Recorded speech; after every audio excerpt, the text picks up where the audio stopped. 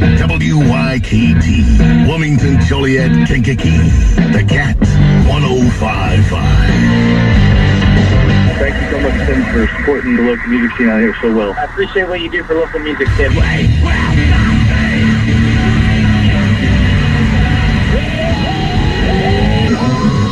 Hey, this is Depriving the Masses. I'm John. I'm Jeff.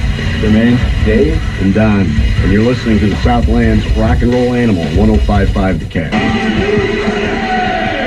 Southlands Rock and Roll Animal 105.5 The Cat brings you the recording technology advances, lyrical and lineup changes, and musical differences of the Southlands local music scene. Thursday nights at 8 with me, Tim Lamping, on Homegrown Tones. They have a sound that is as much industrial, electronica, and grungy as it is metal. Depriving the Masses presents an extended, musically diverse approach to modern metal music. The five-man band began jamming in the home studio of the Portage, Indiana drummer Don Kresman in November of 2010. Besides Don, lead guitarist Dave Podbielski, he has a 15-year history of playing and producing in various Chicago punk and metal bands, including Euthanasia. Singer John Chelavis discovered an extended range to his voice while singing at age 14 in his school choir. Guitarist Jeff Cunningham and bass player Jermaine Hughes, and they all join us in the studio tonight. A big variation in your sound, guys. At times, modern melodic metal, other times grungy and funky, and it kind of reminds me of that combination that Candlebox used on You around 1994. It can be extended progressive at times, too. You use a lot of electronic. I know, Don, you use a drum machine at times in drum programming. What really draws a listener to your sound upon first listen? Is it maybe your electronic drum tracks? Is it the vocals of John? I honestly think it's like the guitar tones. The actual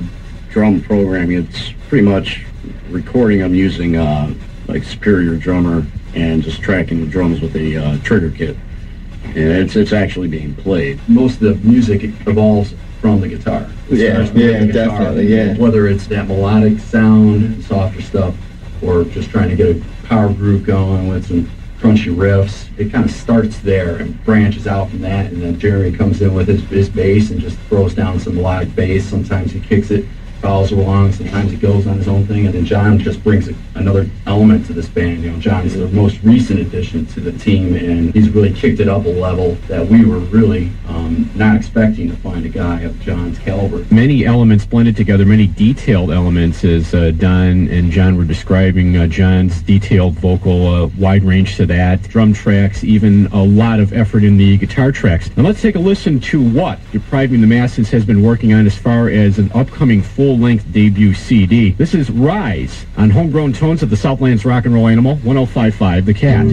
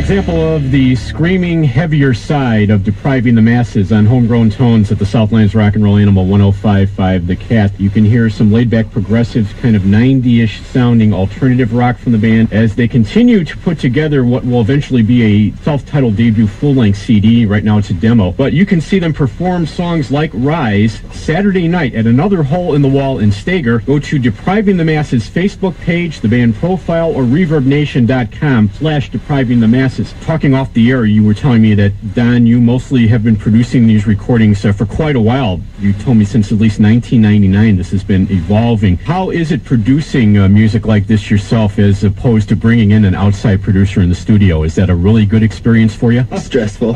Yeah, it's stressful. You're just trying to get everything right, and I'd rather focus on the musical aspect of being an artist myself. It's been a lot of fun. I've produced quite a few people and bands, and pretty much all the bands that I've been in. It's time we get a producer. So this is kind of like a work in progress right now. You are eventually going to maybe re-record some of these songs and polish them up a bit. Yeah, definitely. Once we get into the studio, we're going to probably re-record all of them. As heavy, as intense, and as hard-driving as the grooves and the rhythms and the chord structures are of Depriving the Masses music, can't take the lyrics for granted, especially Collide, and that has very positive outcomes in it. We may fall sometimes, but that doesn't mean we should give up the fight. What inspires lyrics like that? Me and a couple of friends were just sitting around and thinking about what we're going to add up to in our future. Are we really going to run into the right destiny, or are we going to fall into the wrong path? Doing what you're meant to do and finding your destiny and colliding with it. And I'm going to give you another example. This one maybe not as screaming and as heavy as the track we just heard from Depriving the Masses, Rise. A little more laid back, a little more progressive, but it's just an example of the diversity of this band's sound. Truth from Depriving the Masses on Homegrown Tones on the Southlands Rock and Roll Animal 105.5 The Cat.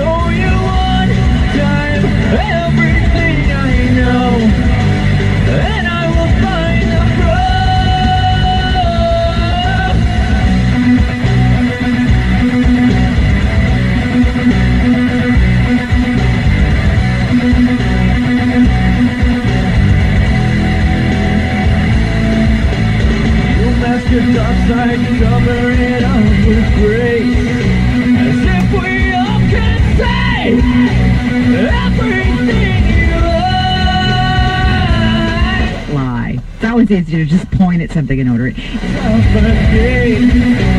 hands of one astray, it is time to die. I will always show you one time everything I know, but you must find the road. They will try to break you down, but I will fight them all, and I will show you the truth. We cannot see them, we don't change the way we think. They will come to be if we do not understand the brain. We cannot see if we don't change the way we think. They will come to be if we do not understand the brain.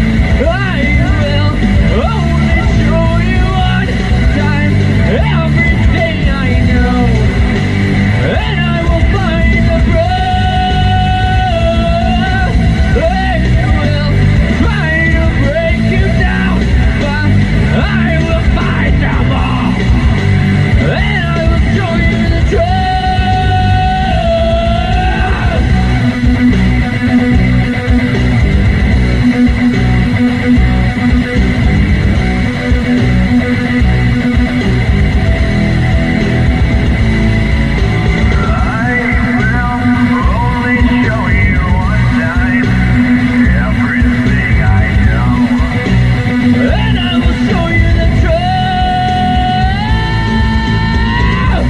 Yeah, that one a little bit heavy and intense, but a little more melodic than the first track, Rise, which we heard from Depriving the Masses on Homegrown Tones on the Southlands Rock and Roll Animal 105.5 The Cat. But songs from what is now their debut demo, which you can find on ReverbNation.com/Depriving the Masses or their Facebook band page, will be played by the band this coming Saturday night at another Hole in the Wall in Stager. They'll be back there on February 10th with Chicago recording artist Soil, and they also have a show January 22nd at the Elbow Room in Chicago. Is playing songs live the best way to introduce this new music to audiences, to get a new fan base for you? Does that work best for you, introducing these songs live on stage? Yeah, definitely. I feel like they can kind of get our personalities while we're up on stage playing. It's definitely a great spot to be, one with the crowd. Yeah. The faces. Yeah.